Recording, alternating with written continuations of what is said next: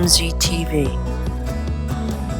It was Dean Huff who told me that God could not justify the old humanity. It was one of those transcendent moments when everything just came together.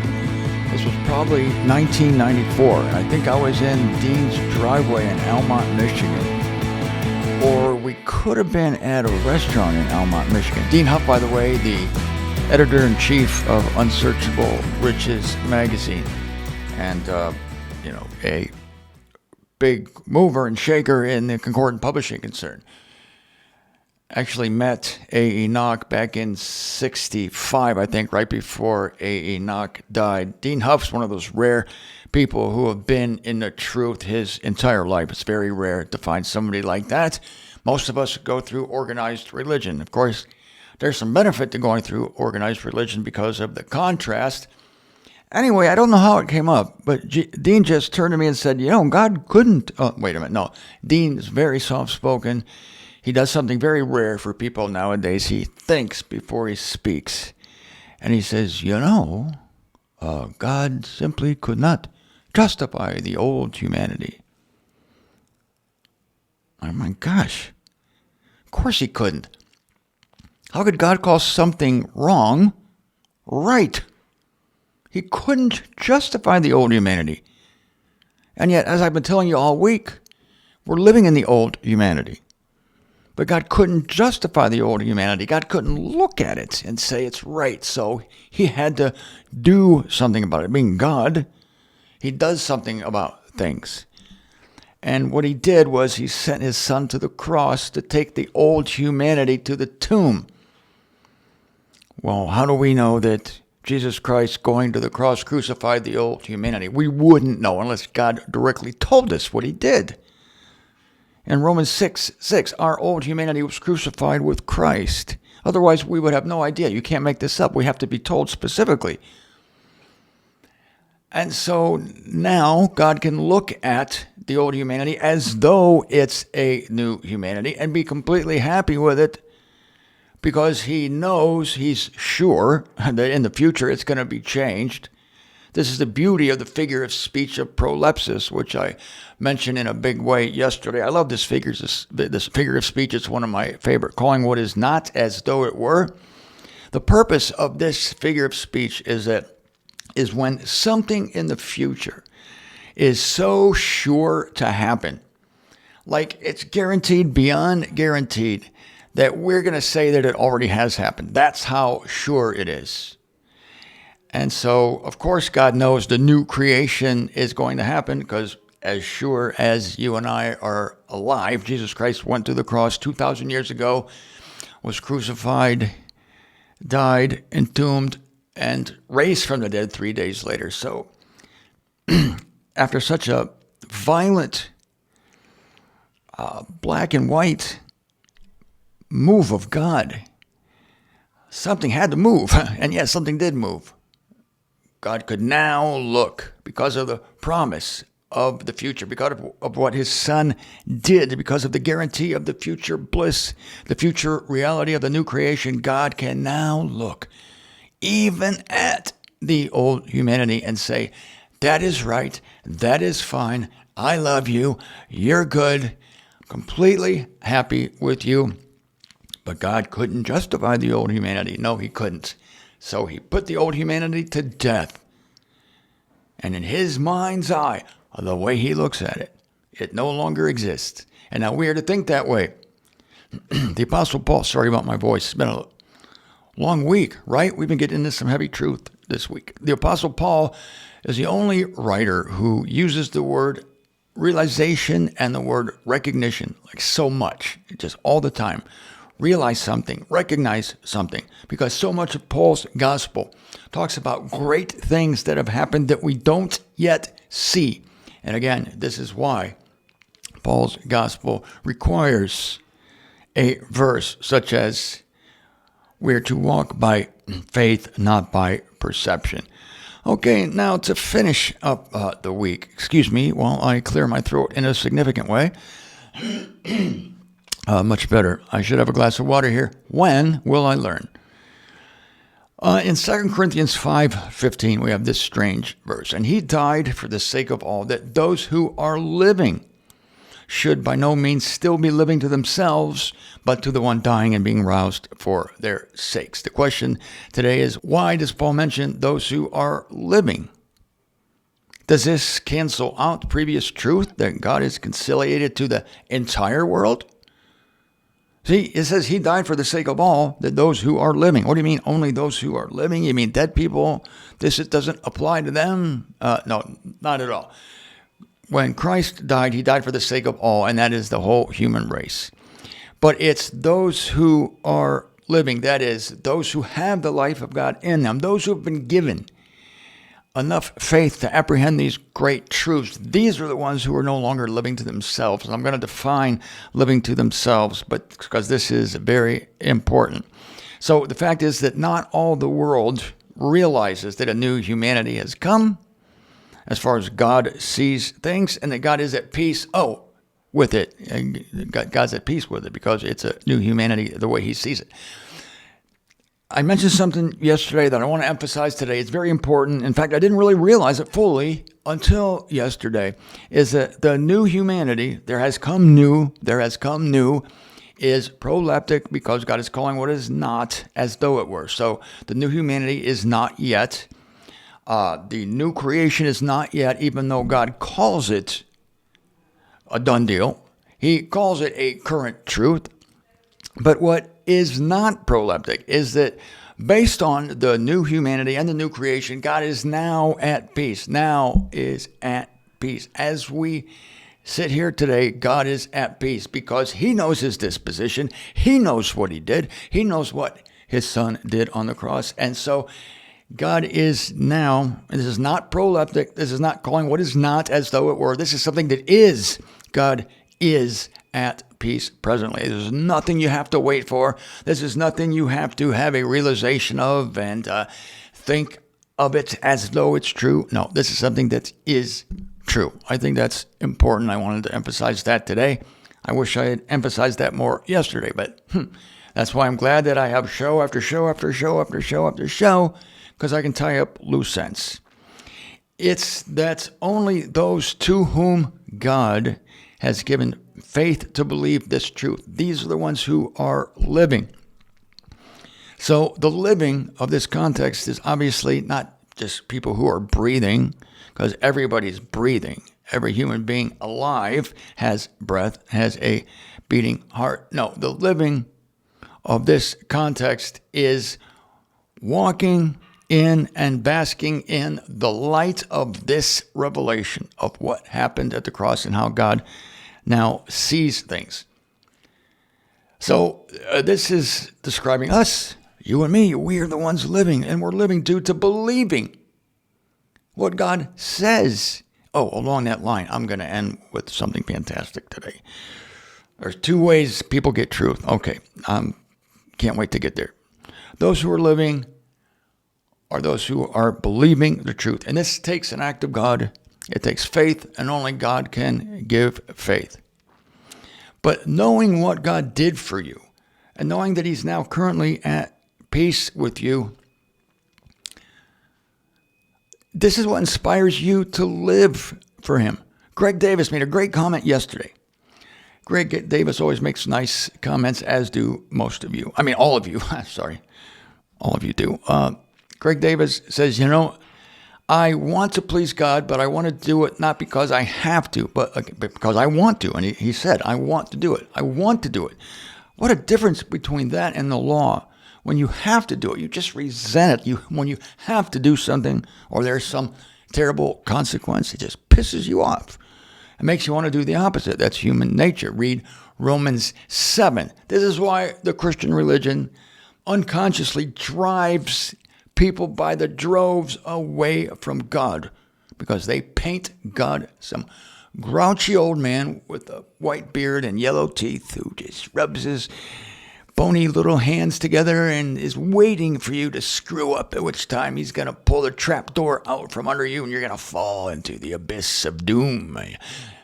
Oh, yeah. And the world just rolls their eyes and runs the hell away from that. We'll find another deity, thank you so much, one that's not so grouchy. one that has white teeth and no facial hair. Can't blame them at all. So Greg says, yes, it's because we want to follow him. Why? Because God says to us, no matter what you do, you cannot run afoul of my love, no matter what you do. I see Christians hate that message. They don't believe it. They never preach it. You'll never hear that. You'll never hear anyone say, no matter what you do, I love you because my love is agape love. That is, it is a love that does not depend upon reciprocation. It is a one-way love. It does not depend on the worthiness of its object.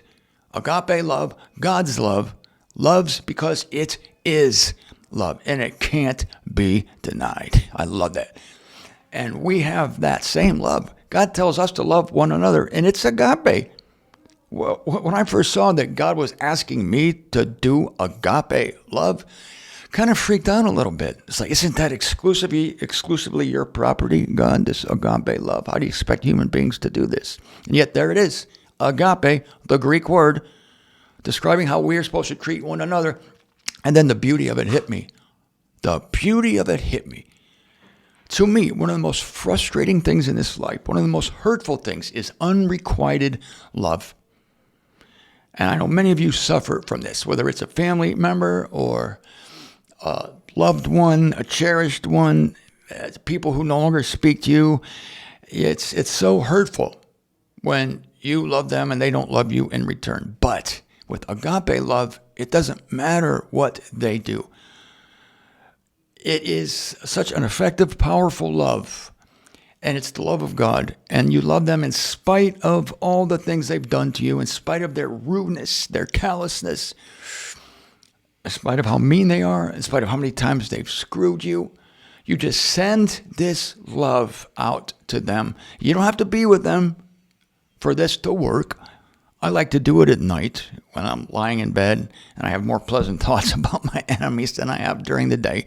I'm not going to tell you what I think of my enemies during the day. Agape love's hard to come by when the sun's shining. I don't know why, but at night, there's something about night that causes me to love my enemies, and I send out agape love.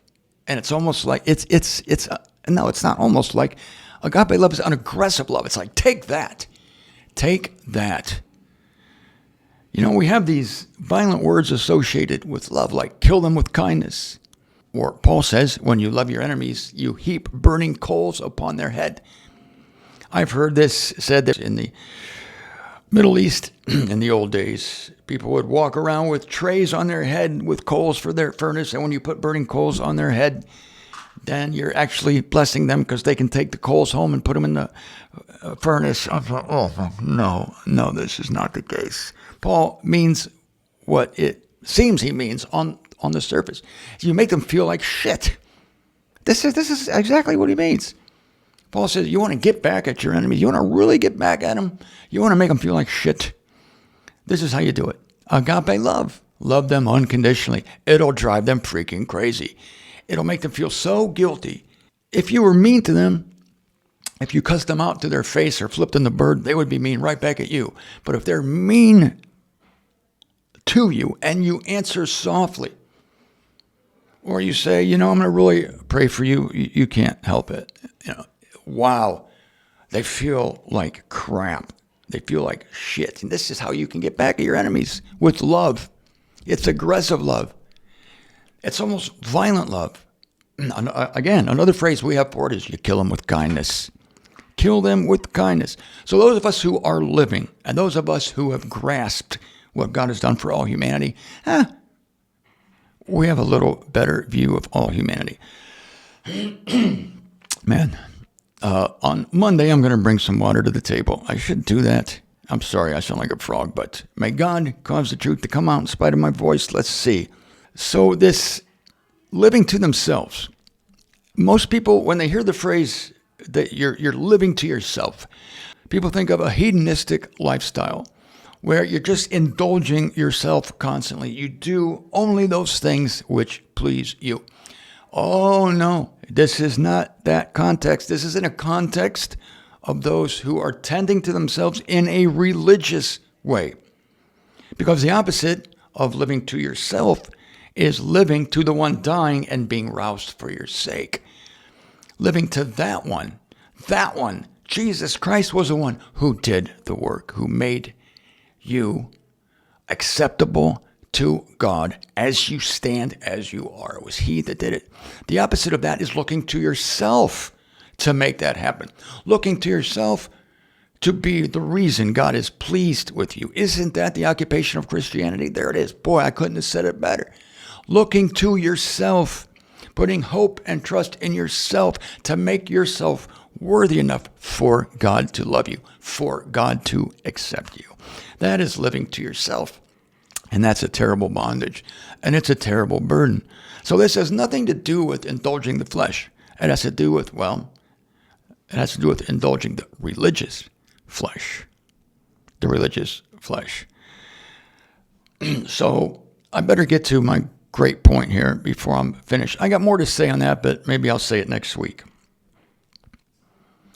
A quick question here. When will the selfish people learn what God has already accomplished through Christ? I don't know. They could learn it when you tell them about it. Probably not. They might learn from it if you send them this video or any video this week, send it to people. They might get it from that. They might get it if you send them a book from the Concordant Publishing Concern. Or they might learn about it, this is a more difficult way, through the tribulation. And if not then at the great white throne judgment. This is the great judgment that takes place in the interval between Eon 4 and Eon 5 when all the dead are raised. Now, I want to end with this point. There are only two ways by which God acquaints humanity with what he has done for humanity. If you find a third way, let me know. I would love to hear it. These are only two ways I know of. But first, let's review what God has done already for the human race. Saved it. Already done. Saved it in spite of what it thinks, in spite of what it believes. And that truth will be realized in due time. Or as 1 Timothy 2:6 says, the testimony of it in its own eras. He has recreated the old humanity into a new humanity. He has justified the whole human race, and he has conciliated it to himself. That is, he is at peace with the entire human race. And here are the two ways God uses to acquaint humans with these sweeping benefits. Number one, faith.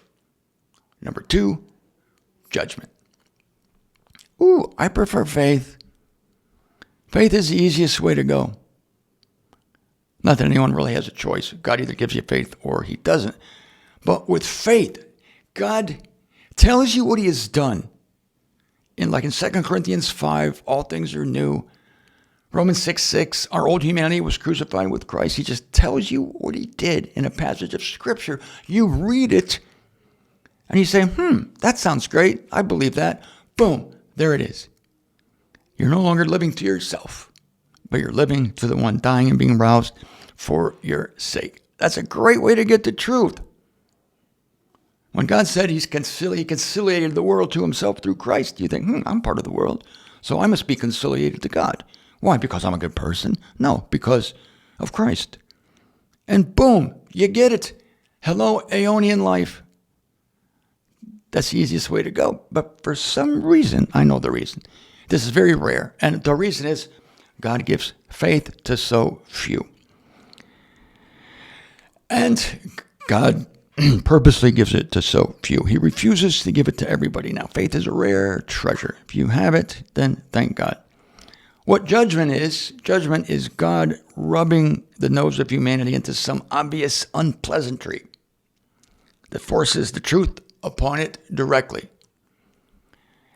This is also known as salvation by sight rather than by faith. During the tribulation, for instance, Earth's inhabitants will be smashed into truth directly. These will be supernatural events, not your run-of-the-mill circumstances. No, these will be supernatural events that will cause the human race to realize, that there is a God, and we've been robbed our whole life by religion. And also, at the great white throne, billions who have not been given faith during their lifetimes are standing before God, having just been resurrected, and the earth is gone beneath their feet, and it's quite a shock. And they're saved by sight, then not by faith. No one will be able to resist God at that point. And so, ladies and gentlemen, thank you for putting up with my voice. This is terrible. It's getting worse. I feel so stupid that I didn't bring a glass of water in here or a glass of whiskey. Let's thank God that we have faith. I mean, every day. As I always say, since Jesus Christ did all of this for us, he's left nothing for us to do except be thankful for it. And again, faith is so rare. You are definitely a chosen vessel of God. And for those who have not been given faith, to those who resist this truth, even though you bring it to them, put the scriptures right in front of them, they simply don't believe it. Like my friend Janet simply does not believe the truth written on the page, would rather believe her pastor, who's been institutionally trained and loves the traditions of humans rather than the truth of God. All we can do is pray for these people. And at night, when you're in your bed, try loving them. It'll give you a satisfying feeling, and it'll heap burning coals upon their heads.